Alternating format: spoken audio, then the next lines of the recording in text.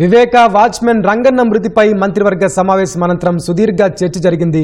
దీనికి సంబంధించి మరింత సమాచారం మా ప్రతినిధి కృష్ణ అడిగి తెలుసుకుందాం. కృష్ణ, చెప్పండి, వివేక వాచ్మెన్ రంగన్న మృతిపై కేబినెట్ లో ఎలాంటి చర్చ జరిగింది?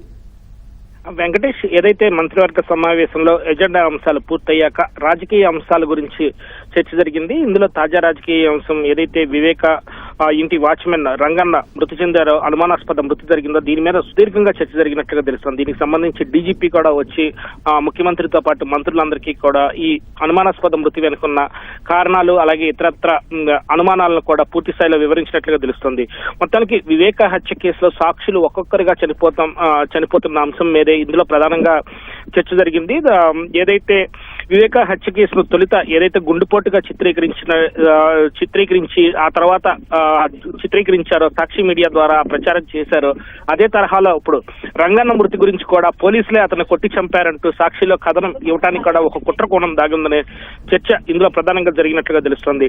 ఏదైతే దీంతోనే అనుమానాలు మరింతగా బలపడుతున్నాయని నాడు వివేక హత్య కేసును ఫస్ట్ గుండెపెట్టుగా చిత్రీకరించి తర్వాత హత్యని తేలిన తర్వాత కూడా ప్రభుత్వం పైన ఏదైతే నారాసుర హత్య చరిత్ర అంటూ నాటి ప్రభుత్వం పైన ఎలా దురుద్దేశం ఆపాదించాలని చూశారో, ఇప్పుడు కూడా రంగన్నను అనుమానాస్పద మృతిని కూడా ఇప్పుడు పోలీసులు కొట్టి చంపారన్న కోణంలో ఇచ్చి దాన్ని కూడా ప్రభుత్వానికి దురుద్దేశం ఆపాదించాలని చూసే ప్రయత్నం ఇక్కడ జరిగిందనే విషయం మీద ప్రధానంగా చర్చ జరిగినట్లుగా తెలుస్తోంది.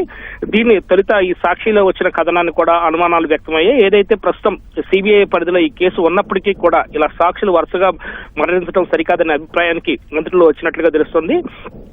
అలాగే ముఖ్యమంత్రి చంద్రబాబు కూడా దీనికి సంబంధించి కొన్ని కీలక వ్యాఖ్యలు కూడా చేశారు. ఏదైతే జగన్ కుట్రల పట్ల అప్రమత్తంగా ఉండాలని తాను అందుకే పదే చెప్తూ వస్తున్నానని చెప్పి కూడా ఆయన వ్యాఖ్యానించారు.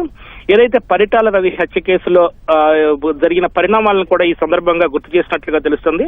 ఏదైతే పరిటాల రవి హత్య కేసులో ఉన్న నిందితులు, సాక్షులు కూడా వరుసగా ఎలా చనిపోతూ వచ్చారు, తర్వాత కేసు నిర్వీర్యం చేసేందుకు ఎలాంటి కుట్ర జరిగింది అన్న అంశాలను కూడా ఇక్కడ ఈ సందర్భంగా ప్రస్తావించినట్లుగా తెలుస్తుంది. డీజీపీ కూడా తనకున్న పోలీసులకు అందిన సమాచారం అలాగే వారికి ఉన్న నివేదిక ప్రకారం ఇది ముమ్మాటికి అనుమానాస్పద మృతేనని చెప్పి వ్యాఖ్యానించినట్లుగా తెలుస్తోంది. వివేక హత్య జరిగిన రోజు ఏదైతే ఇప్పుడు వరకు రంగన్నతో పాటు 5 సాక్షులు చనిపోతూ రాగా, ఆ రోజు వివేకానందరెడ్డి హత్య జరిగిన రోజు ఏదైతే జగన్ భారతీయులను తీసుకొచ్చిన డ్రైవర్ హైదరాబాద్ నుంచి పులివెందులకు ఏదైతే తీసుకొచ్చారో ఆ డ్రైవర్ కూడా ఏమైపోయాడో ఇంతవరకు అంతుపట్టలేదనే చర్చ కూడా ప్రధానంగా వచ్చినట్లుగా తెలుస్తుంది. ఏదైతే ఆ సుదూర ప్రయాణంలో వీరిద్దరం మాటలు హత్య కేసు గురించి వీరిద్దరం మాటలు విన్నందునే ఆ డ్రైవర్ ఇంతవరకు ఆ డ్రైవర్ కి సంబంధించి ఎలాంటి ఆచూకీ లభించలేదనే చర్చ కూడా ఇక్కడ ప్రధానంగా వచ్చినట్లుగా తెలుస్తుంది. అలాగే ఏదైతే ఏ దురుద్దేశం లేకపోతే ముఖ్యమంత్రి కూడా ఒక కీలక వ్యాఖ్యలు అయితే చేశారు. ఏ దురుద్దేశం లేకపోతే సాక్షి మీడియాలో రంగన్న మృతిని పోలీసులకు ఆపాదించాలని చూస్తారనే చర్చ ఇందులో ప్రధానంగా జరిగింది. అలాగే రంగన్న హత్య కేసుకు సంబంధించి ప్రభుత్వానికి ఆపాదించాలనే కుట్ర ఉన్నందున ఇలాంటి వాటి పట్ల మంత్రులు కూడా పూర్తి అప్రమత్తంగా ఉండాలని చెప్పి కూడా సీఎం వ్యాఖ్యానించారు. అలాగే సిబిఐ పరిధిలో కేసు ఉన్నప్పటికీ కూడా సాక్షులు రక్షించాల్సిన బాధ్యత మనపై ఉందని చెప్పి కూడా సీఎం అభిప్రాయపడ్డారు. అలాగే సాక్షులు అనుమానాస్పద రీతిలో మృతి చెందడం పట్ల కూడా ఉప ముఖ్యమంత్రి పవన్ కళ్యాణ్ ఆయన కూడా విచారం వ్యక్తం చేసినట్లుగా తెలుస్తుంది.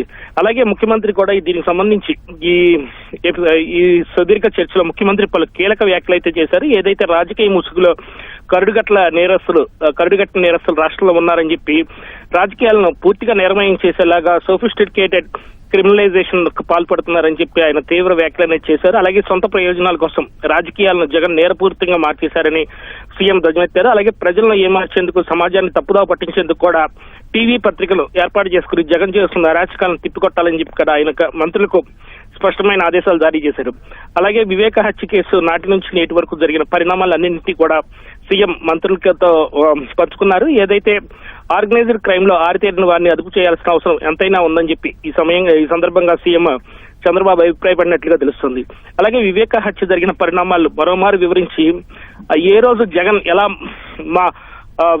జగన్ ఎలాంటి వ్యాఖ్యలు చేస్తూ వచ్చాడు, ఎట్లా వాటిని చేస్తూ వచ్చాడు, చివరికి సొంత చెల్లెలైన సునీత పైనే ఆ నేరం నెట్టేలాగా ఎలాంటి కుట్రకు పాల్పడ్డారన్న విషయాలను కూడా ఇందులో ప్రధానంగా చర్చించినట్లుగా తెలుస్తుంది. వెంకటేష్, ధన్యవాదాలు కృష్ణ.